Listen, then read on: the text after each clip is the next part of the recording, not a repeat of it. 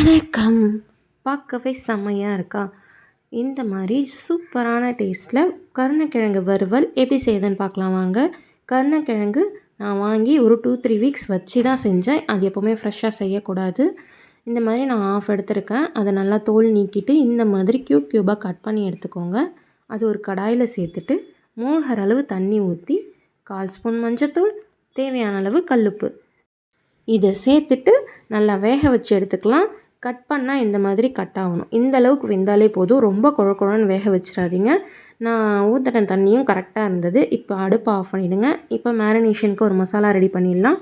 1 spoon Kashmiri மிளகாத்தூள், 1 spoon தனியாத்தூள், 2 table spoon cornflour சேர்த்துக்கோங்க. கூடவே கொஞ்சமாக தனி மிளகாத்தூள் சேர்த்துக்கிறேன் காரத்துக்கு. இதை நல்லா மிக்ஸ் பண்ணிவிட்டு நம்ம வேக வச்சுருந்தோம் இல்லையா கருணக்கிழங்கு, அதிலே சேர்த்து நல்லா எல்லா பக்கமும் கோட் ஆகிற மாதிரி மிக்ஸ் பண்ணிவிட்டு இதை 5 to 10 மினிட்ஸ் மேரினேஷன் பண்ணிவிடுங்க.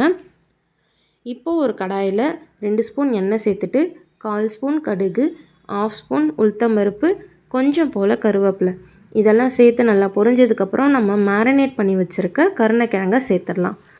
சேர்த்துட்டு அந்த ஆயில் நல்லா எல்லா பக்கமும் கோட் ஆகிற மாதிரி இதை ஒரு தடவை மிக்ஸ் பண்ணி விட்டுருங்க. மிக்ஸ் பண்ணிவிட்டு இந்த மாதிரி ஸ்ப்ரெட் பண்ணிவிட்டு க்ளோஸ் பண்ணி வச்சுருங்க.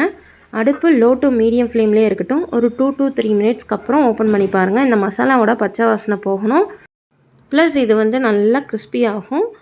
இதை நல்லா இந்த மாதிரி கலந்து விட்டுட்டு அகெயின் மூடி போட்டு மூடி வச்சுட்டு ஒரு 2 மினிட்ஸ்க்கு அப்புறம் ஓப்பன் பண்ணி பாருங்கள். இப்போ பாருங்கள் நம்ம மசாலாவோட பச்சை வாசனைலாம் போய் நல்லா மொறுன்னு வெளியே மொறுன்னு உள்ளே சாஃப்டாக செம்ம டேஸ்ட்டாக ரெடி ஆகிடுச்சு. இது எல்லாத்துக்குமே சூப்பரான ஒரு சைட் டிஷ். இந்த மாதிரி ஒரு தடவை ட்ரை பண்ணி பாருங்கள்.